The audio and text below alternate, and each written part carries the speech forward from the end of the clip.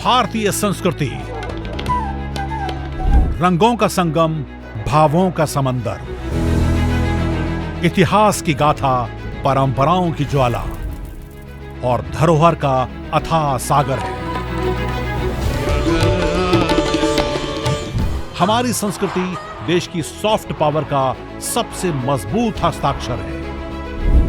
योग, आयुर्वेद, भारतीय दर्शन, साहित्य, कला और संगीत जैसे अनेक क्षेत्रों में भारत की अमूल्य देन ने पूरे विश्व को प्रभावित किया है। इंदिरा गांधी राष्ट्रीय कला केंद्र भारत की इस समृद्ध संस्कृति को दुनिया के सामने लाने का प्रयास कर रहा है।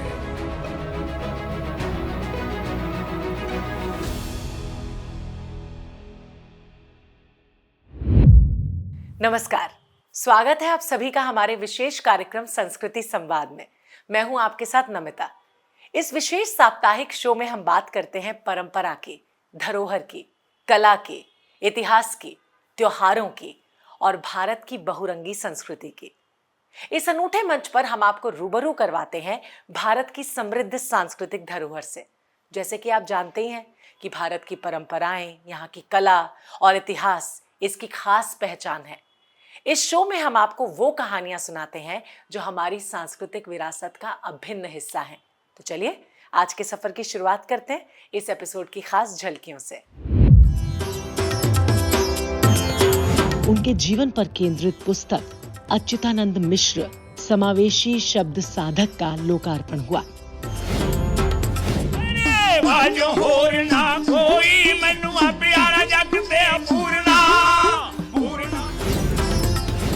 स्कंद पुराण के अनुसार देव नदी नर्मदा का अवतरण आकाश में स्थित भगवान शिव के शिवलोक से हुआ है। इसी तरह से ये शब्द जो है ओम सुभान लबों के ऊपर जो है विश्राम करने लगा।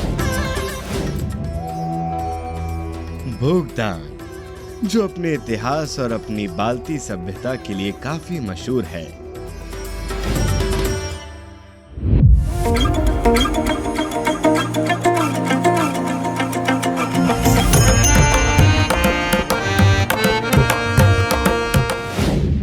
झलकियों से तो आपको अंदाजा लग ही गया होगा कि आज के एपिसोड में हम आपके लिए क्या कुछ लेके आए हैं। तो चलिए चलते हैं संस्कृति संवाद के पहले सेगमेंट साप्ताहिक सुर्खियां की तरफ। इस सेगमेंट में हम आपको बताएंगे कि बीते हफ्ते कला और साहित्य के क्षेत्र में आयोजित हुए प्रमुख कार्यक्रम कौन कौन से रहे। आइए उन कार्यक्रम के बारे में जानते हैं और जल्दी से नजर डाल लेते हैं साप्ताहिक सुर्खियों पर। नई दिल्ली में वरिष्ठ पत्रकार, संपादक और साहित्यकार श्री अच्युतानंद मिश्र के जन्मदिन के अवसर पर 2 दिसंबर को उनके जीवन पर केंद्रित पुस्तक अच्युतानंद मिश्र समावेशी शब्द साधक का लोकार्पण हुआ। इस पुस्तक का लोकार्पण कार्यक्रम इंदिरा गांधी राष्ट्रीय कला केंद्र में हुआ। इस अवसर पर IGNCA के अध्यक्ष राम बहादुर राय, सदस्य सचिव डॉक्टर सच्चिदानंद जोशी, कला निधि प्रभाग के अध्यक्ष व डीन प्रोफेसर रमेश चंद्र गौड़, माधवराव सप्रे संग्रहालय, भोपाल के संस्थापक संयोजक विजय दत्त श्रीधर, मध्य प्रदेश राष्ट्र भाषा प्रचार समिति, भोपाल के मंत्री संचालक कैलाश चंद्र पंत और प्रसिद्ध साहित्यकार प्रोफेसर चंद्रकला त्रिपाठी समेत कई साहित्यकार और पत्रकार उपस्थित रहे। कार्यक्रम के दौरान अच्युतानंद मिश्र के सहयोगी रहे साहित्यकारों और पत्रकारों ने अपने संस्मरण साझा किए। अपनी पवित्र आचरण से, व्यवहार से, कर्तव्य से विद्यार्थियों के लिए, कर्मचारियों के लिए, अध्यापकों के लिए उनके घर और दफ्तर के दरवाजे कभी बंद नहीं होते थे, खुले रहते थे। जिसकी जब मर्जी वो आए उनसे अपनी बात कहे, उनका समाधान वो कर देते थे। कि जिस व्यक्तित्व के ऊपर यह केंद्रित पुस्तक है वह शब्द का साधक है, और शब्द का साधक जो होता है वो बहुत परिश्रम उसे करना पड़ता है। शब्द की साधना और ब्रह्म की साधना में कोई अंतर नहीं। इस पुस्तक लोकार्पण कार्यक्रम में पुस्तक के संपादक डॉक्टर मनीष चंद्र शुक्ल और प्रकाशक जितेंद्र पात्रो भी उपस्थित रहे। कार्यक्रम की अध्यक्षता करते हुए IGNCA के अध्यक्ष राम बहादुर राय ने कहा कि अच्युतानंद जी को लेकर वक्ताओं ने जो विचार प्रकट किए हैं उनमें थोड़ी सी भी अतिरंजना नहीं है। अच्युतानंद जी का व्यक्तित्व सचमुच विराट है। पत्रकार के में रहते हुए, संपादक रहते हुए अच्युतानंद जी ने जो जन आंदोलनों में हिस्सा लिया है, जन आंदोलनों को मदद की है, लेकिन एक कार्यकर्ता की तरह से इन्होंने हम सब लोगों को प्रेरित किया। इस अवसर पर अच्युतानंद मिश्र जी ने भी सभी वक्ताओं के प्रति आभार प्रकट करते हुए कहा कि मैंने कोई नया काम नहीं किया, कोई अनोखा काम नहीं किया है। मैं आप सबके बीच से ही हूँ और आप सब मेरे लिए बहुत प्रिय हैं। मैंने कोई ऐसा नया काम नहीं किया है, कोई ऐसा अनोखा काम नहीं किया है जो इसके पहले किसी ने नहीं किया हो।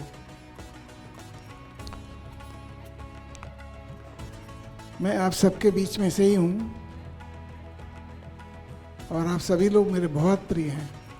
पुस्तक के बारे में राज्यसभा के उपसभापति श्री हरिवंश ने इसके फ्लैप पर लिखा, ये पुस्तक निस्संदेह पत्रकारों, पत्रकारिता के छात्रों, शोधार्थियों के लिए उपयोगी साबित होगी।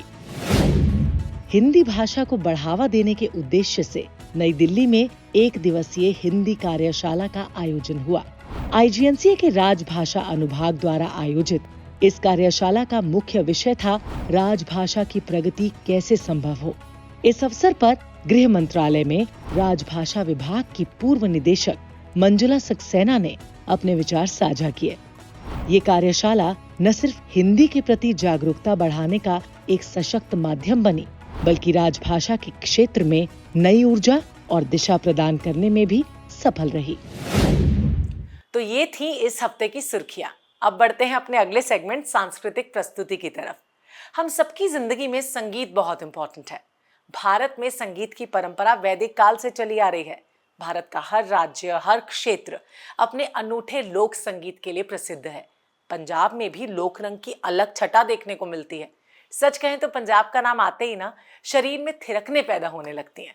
तो आज संस्कृति संवाद के हमारे इस सेगमेंट में सुनते हैं पंजाब का लोक संगीत देशराज लचकनी जी से। उनके धत जत्था यानी संगीत मंडली में 3 पीढ़ियां एक साथ मंच पर परफॉर्म करती हैं। देशराज जी गाते हैं और उनके सुपुत्र सुरजीत खान सारंगी तथा उनके पोते अरमान अली धत पर संगत करते हैं।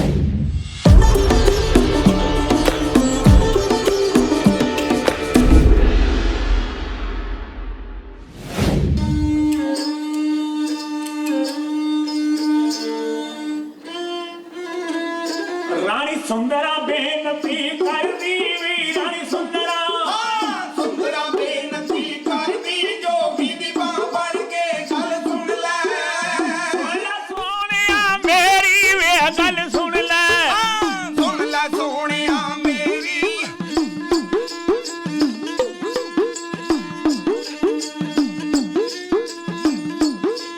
गल सुन ले सोनिया मेरी सचमुच जान लई तेरे बाजों होर ना कोई वे तेरे बाजों होर ना कोई मैनू आ प्यारा जग ते पूरना वे अखियां दे राह सामने जाई दूरना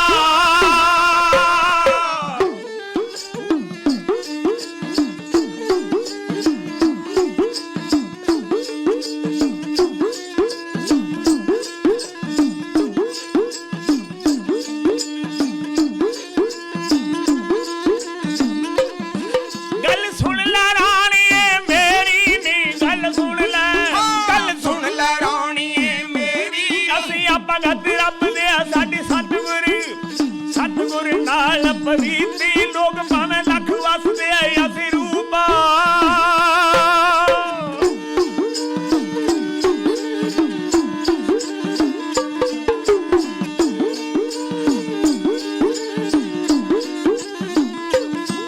असि रूप गवा लिया अपना नहीं असि रूप रूप गवा लिया अपना तन पड़ वाले रानी सुंदरा सुंदरा जग दा प्यार छड़ के पाइया मुंद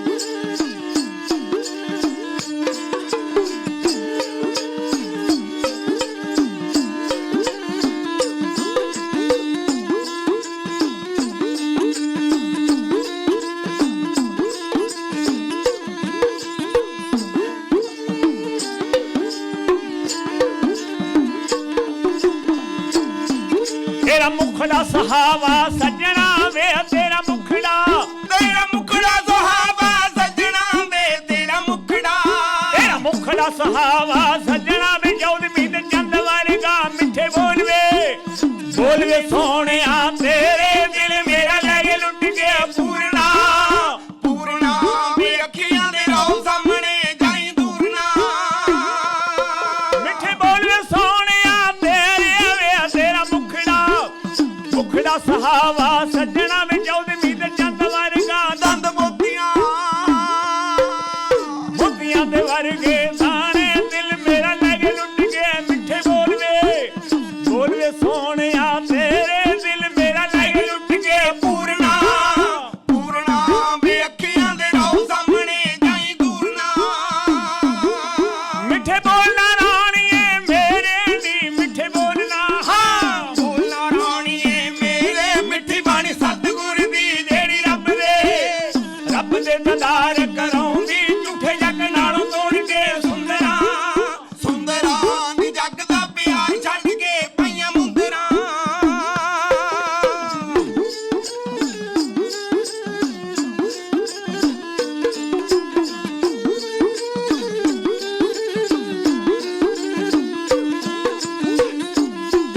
गल सुन ले अखीरी मेरी वे गल सुन ले अखीर दी मेरी वे गल सुन ले अखीर दी मेरी सचमुच जान लई तू मेरा पे मैं हाँ तेरी मेरी एक जिंदड़ी जिंद तेरियां हथां विच निकले सुरखां नूं जान हड्डियां पूरना दिन कट्टिए शौक दे शौकी वे दिन कट्टिए हाँ कट्टिए शौक दे शौकी आजा तो मेरा मिल के जिंद तेरियां हथां विच निकले सुरखां नूं जान हड्डियां पूरना वे अखियां दे राह सामने जाई दूर ना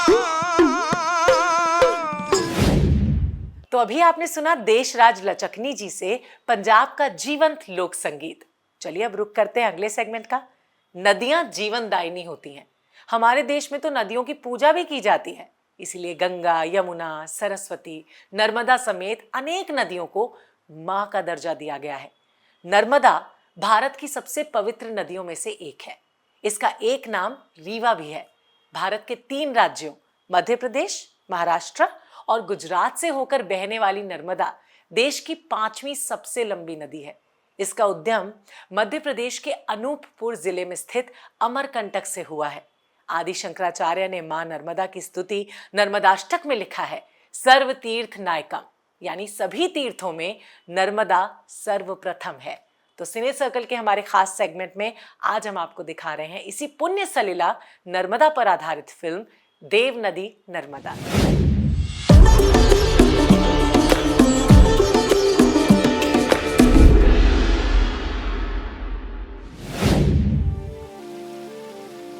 स्कंद पुराण के अनुसार देव नदी नर्मदा का अवतरण आकाश में स्थित भगवान शिव के शिवलोक से हुआ है।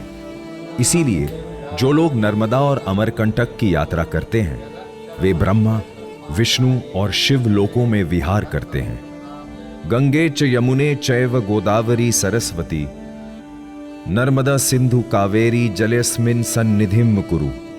वेदों और पुराणों में इन 7 गंगाओं में से नर्मदा जी को एक पवित्र देव नदी कहा गया है। मध्य प्रदेश के अमरकंटक से निकलकर गुजरात के भरूच के पास अरब सागर की खंबात खाड़ी में विलय होने तक नर्मदा नदी लगभग 1312 किलोमीटर का लंबा सफर तय करती है। ये गोदावरी और कृष्णा नदी के बाद भारत के अंदर बहने वाली तीसरी सबसे बड़ी नदी है, जबकि भारतीय प्रायद्वीप में बहने वाली 5वीं सबसे बड़ी नदी है। नर्मदा उद्गम कुंड। नर्मदा कुंड नर्मदा का उद्गम स्थल है। यहीं से नर्मदा प्रवाहमान होती है।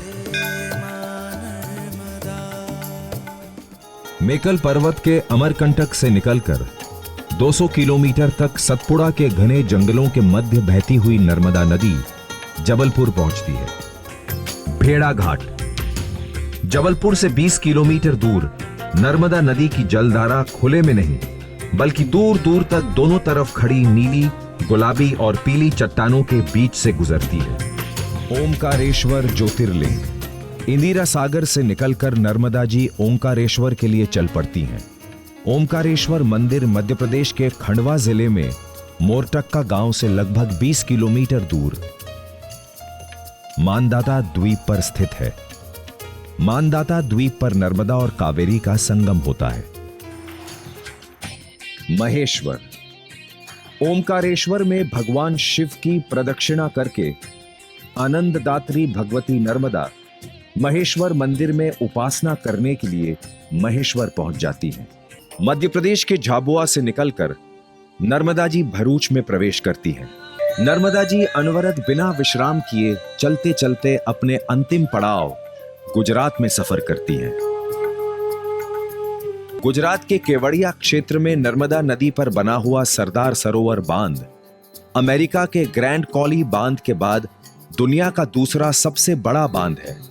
अरब सागर की खंबात खाड़ी में नर्मदा का सबसे विस्तृत और विस्मित करने वाला संगम होता है। ऐसा लगता है मानो आत्मा से परमात्मा का महामिलन हो रहा है।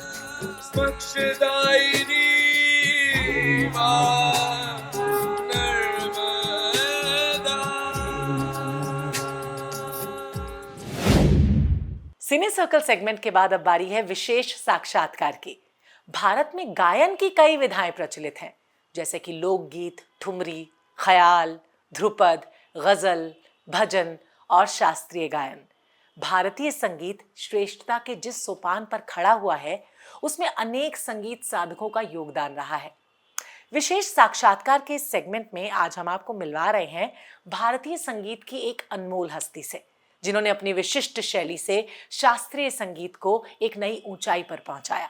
वो महान शख्सियत हैं देश के नामचीन शास्त्रीय गायकों में से एक, प्रसिद्ध ध्रुपद गायक पद्म भूषण उस्ताद रहीम फहीमुद्दीन खान डागर। उनकी गायकी में गहराई है, नफासत है और भावनाओं का वो जादू है जो सुनने वाले को मंत्रमुग्ध कर देता है। उन्हें संगीत की कई शैलियों में महारत हासिल है। तो आइए विशेष साक्षात्कार में देखते हैं उनसे हुई बातचीत के कुछ अंश।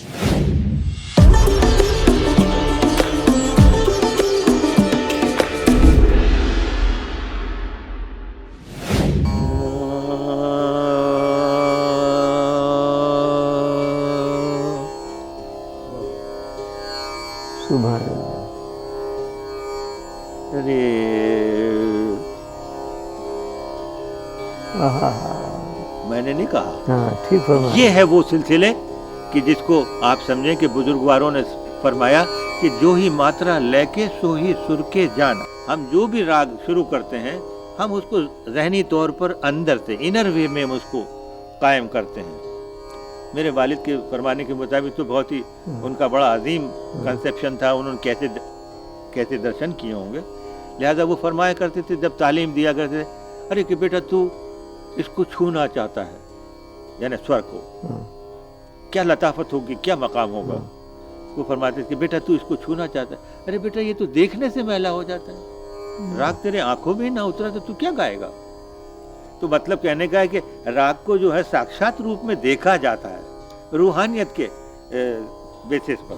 वैसा ओम का क्या उच्चारण होता है कि हम अपने होंठों पर इसका जो ओम का जो उच्चारण है, हम उसको जैसे कि आंखों को के अंदर आंसू आ जाते हैं और हम जैसे आप ठहर जाते हैं, इसी तरह से ये शब्द जो है ओम सुभान अल्लाह लबों के ऊपर जो है विश्राम करने लगता है।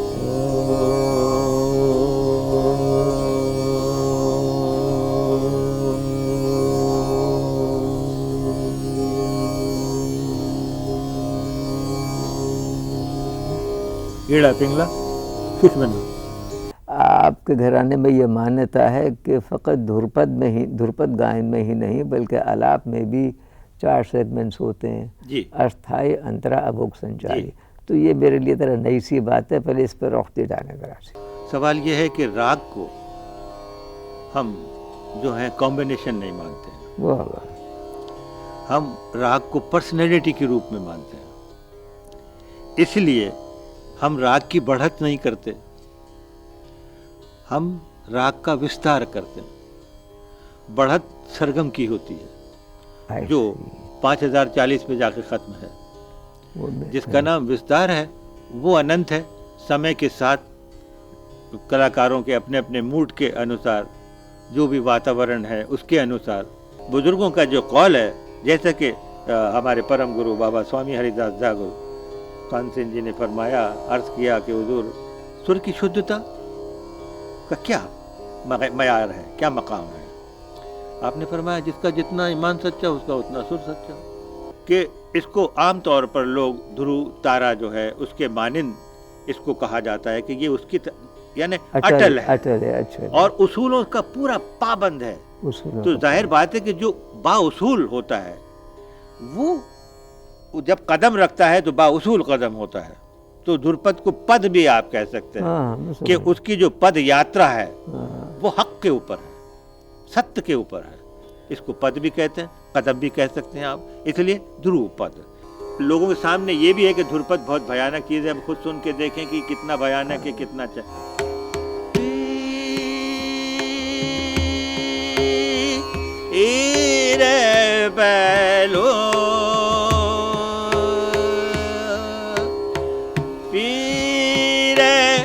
शाहे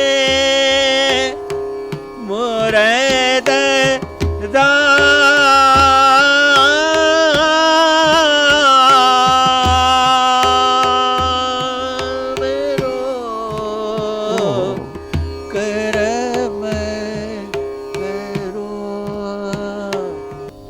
ये रूह का सिलसिला है, मशीनी का सिलसिला नहीं। लिहाजा हम मजबूर हैं इस सिलसिले में, क्योंकि हम चाहते हैं वो क्रीम दुनिया के सामने आए। वरना इस शब्दों के क्या है, बहुत अच्छी अच्छी कविताएं दुनिया में मौजूद हैं, बड़े अच्छे अच्छे विद्वानों के सिलसिले मौजूद है, लेकिन ये सीधे साधे के भजन है। मन विश्वनाथ जैसे मनावे, देख याहू नैनन ते जहाँ जहाँ मन जावे, शयन करत प्रयनाम जान, निद्रा लेत ज्ञान रे ध्यान, चलत फिरत प्रदक्षिण मन, जहाँ तहाँ मन आवे जावे, भजरे मन विश्वनाथ। वारो री मैं गन वारो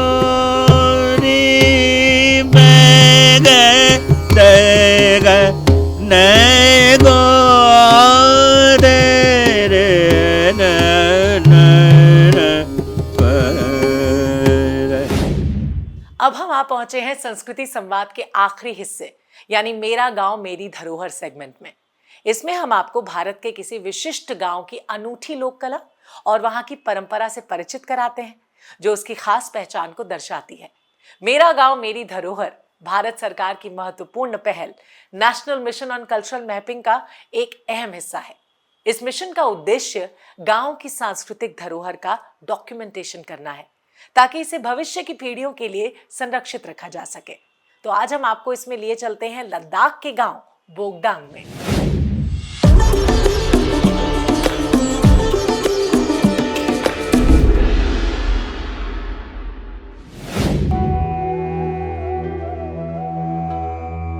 बोगडांग, जो अपने इतिहास और अपनी बाल्टी सभ्यता के लिए काफी मशहूर है। गांव में कुल 272 परिवार रहते हैं और गांव की जनसंख्या 1988 है। बच्चों की उचित शिक्षा के लिए गांव में 4 स्कूल उपलब्ध हैं। गांव के खेतों में बोई जाने वाली मुख्य फसलें कूटू और अखरोट हैं। 1971 तक बोगडांग शोक नदी पर लद्दाख का सबसे उत्तरी गांव था। इस क्षेत्र पर आक्रमण करने वाले गिलगित स्काउट्स को गांव से बाहर ढकेल दिया गया था। बोगडांग में जामा मस्जिद नाम से एक मस्जिद है, जिसका निर्माण 80 साल पहले किया गया था। यहाँ आज भी भेड़ के फर से शॉल बनाई जाती है।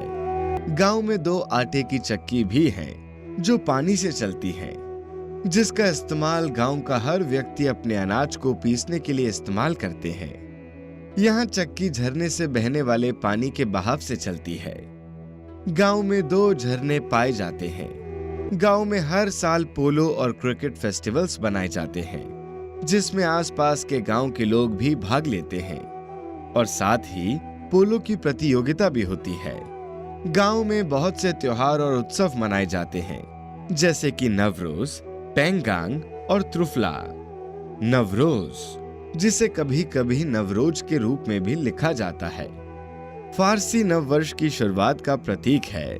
हालांकि नवरोज की उत्पत्ति प्राचीन फारस में हुई थी। तो ये था संस्कृति संवाद का हमारा आज का एपिसोड। उम्मीद है कि आपको पसंद आया होगा। और हाँ, आपके सुझाव हमारे लिए बहुत इंपॉर्टेंट हैं, इसलिए आप अपने सजेशंस हमारे साथ जरूर शेयर करें। हमारा ईमेल आईडी नीचे दिया हुआ है। आपसे फिर मुलाकात होगी IGNCA के इस स्पेशल प्रोग्राम संस्कृति संवाद के साथ, जो आपको रूबरू करवाएगा भारत की विराट संस्कृति से। फिलहाल मुझे इजाजत दीजिए और आप अपना बहुत अच्छे से ध्यान रखिए। हाँ, नमस्कार।